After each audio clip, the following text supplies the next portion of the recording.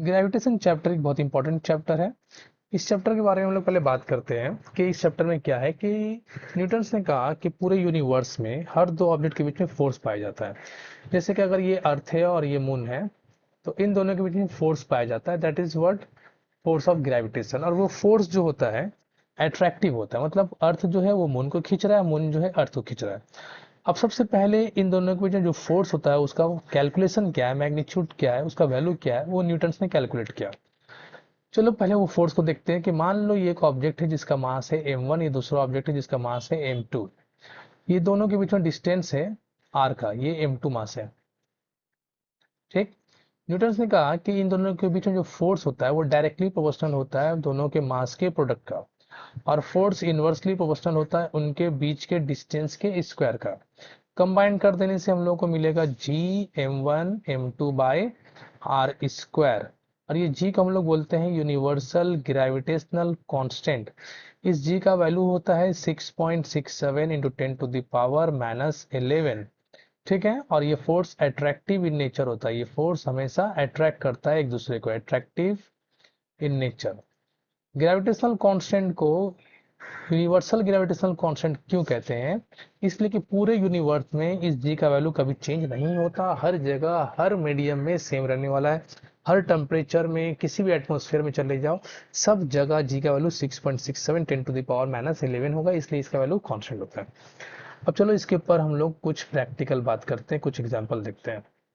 3 point mass है जो एक वर्टिसेस के एक इक्विलैटरल ट्रायंगल के 3 वर्टिसेस में रखा गया है। सपोज कर लो यहाँ पर एक मास है एम, यहाँ पर भी एक मास रखा गया है वो भी एम है, और यहाँ पर भी एक मास रखा गया है वो भी एम है।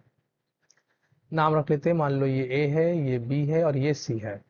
पूछा गया नेट ग्रेविटेशनल फोर्स निकालना है on any one point mass, किसी एक पे निकालते हैं। तो चलो हम लोग बी पे निकाल लेते हैं या सी पे निकाल लेते हैं। सी पे हम लोग फोर्स निकाल लेते हैं। तो मान लो सी को बी जो है ऐसे खींचता होगा कि फोर्स अट्रैक्टिव इन नेचर है, तो ये फोर्स का नाम रख लेते हैं हम लोग F1। और ए जो है सी को वो ऐसे अट्रैक्ट करता होगा, इसका नाम रख लेते हैं F2। ठीक। F1 F2 का अगर हम लोग वैल्यू निकाले तो F1 और F2 का वैल्यू का 6 G m1 m2, तो m1 भी m है और m2 भी m है, और डिस्टेंस क्या है, डिस्टेंस a दिया हुआ है तो मान लेते हैं a²। F1 डायरेक्टेड कहाँ है, डायरेक्शन क्या है, CB, इसके अलोंग CB एक्ट कर रहा है। अगर आप F2 का वैल्यू कैलकुलेट करोगे तो ये वैल्यू आएगा G, फिर m इंटू एम, तो m/a², और इसका डायरेक्शन क्या होगा, CA। अब अगर गौर करोगे तो F1 और F2 का मैग्नीट्यूड तो बराबर है, ठीक, लेकिन डायरेक्शन दोनों का अलग अलग हो रहा है।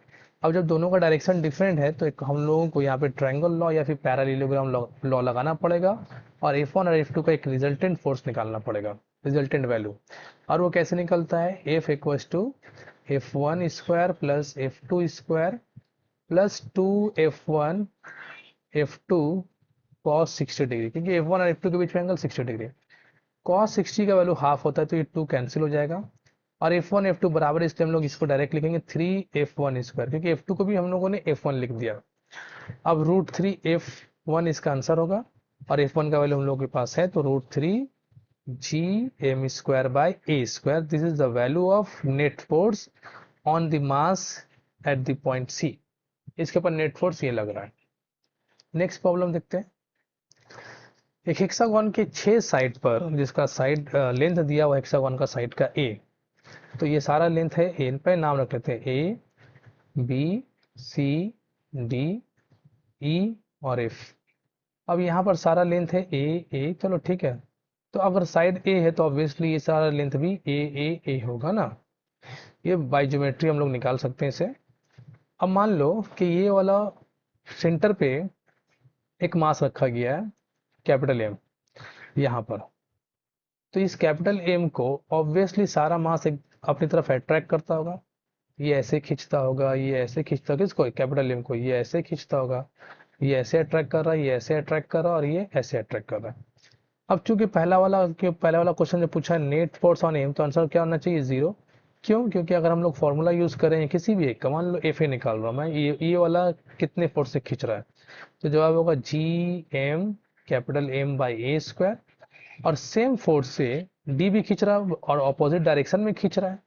देख low value Gm capital M/a²। अब ये ए दोनों वैल्यू क्या है, equal in magnitude opposite in direction, से कैंसिल। इसी तरह बी और ई का वैल्यू भी कैंसिल हो जाएगा फोर्स, और एफ और सी का भी फोर्स कैंसिल हो जाएगा, तो पहला वाला आंसर क्या होगा, 0। दूसरे वाले में बोला है क्या है, if find the net force on M if a particle A is removed. अगर ए को हम लोग रिमूव कर देते हैं तो ऑब्वियसली ये वाला फोर्स तो हट जाएगा, ठीक है ना।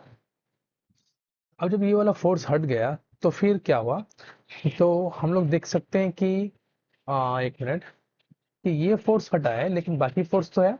अब बाकी फोर्स में से सी और एफ एक दूसरे को कैंसिल कर रहा था, बी और ई भी एक दूसरे को कैंसिल कर रहा था, तो डी वाला फोर्स बचा रह जाएगा। तो नेट फोर्स एम पे क्या हो जाएगा, फोर्स ऑफ डी बचा हुआ रह जाएगा, जिसका वैल्यू होगा G small M capital M by A square. तीसरे वाले सवाल में देखो, उसमें बोला जा रहा है कि अगर हम लोग ए और सी को रिमूव कर दे, तो ए ऑलरेडी रिमूव हो चुका, अब सी को रिमूव कर देते हैं। तो जब सी को रिमूव करेंगे तो फिर क्या होगा, अब दो मास हट चुका वहां से। अब नेट फोर्स जीरो होगा कि नहीं, जब चेक कर लेते, तो बी और ई का तो जीरो हो जाएगा, लेकिन डी और एफ का जीरो नहीं होगा। तो डी का फोर्स सॉरी, डी का फोर्स इस तरफ लग रहा है, फोर्स ऑफ डी, और एफ का फोर्स इस तरफ लग रहा है, फोर्स ऑफ एफ। इन दोनों के बीच में एंगल 120 डिग्री। तो फिर हम लोगों को नेट फोर्स निकालना पड़ेगा। वो नेट फोर्स का डायरेक्शन कुछ ऐसे होगा, यहाँ पर, है ना, इस डायरेक्शन में वो नेट फोर्स काम करेगा। तो अब इसका वैल्यू जो चेक कर लो, एक मिनट चलो। तो एफ नेट निकालने के लिए हम लोग क्या करेंगे, पैरालीलोग्राम लॉ या ट्रायंगल लॉ यूज कर लेते हैं। एफ एफ एफ स्क्वायर, चलो इसका नाम रख लेते हैं हम लोग F1। अच्छा, ये और ये दोनों वैल्यू बराबर है, ठीक है, और ये वाला भी F2। तो F1 square plus F2 square plus 2 F1 F2 cos 120 degree. अच्छा, कॉस 120 डिग्री का वैल्यू माइनस हाफ होता है, तो ये काटने के बाद इसको यहाँ पर एक माइनस साइन आ जाएगा। अब हम लोग को मिलेगा root over F1 square, F2 को मैं F1 लिख लेता हूँ, F1 स्क्वायर, और माइनस ये F1 F2 फिर से F1 बन गया, तो F1 स्क्वायर ये कैंसिल हो गया। तो बचेगा F1, और F1 का वैल्यू क्या है, G M M by A square. This is the value of third answer C. तो ये ग्रेविटेशन का छोटा सा मैंने कॉन्सेप्ट पे बात किया, अभी बहुत कुछ बात करना बाकी है, अगले वीडियो में मैं सब कुछ समझाऊंगा।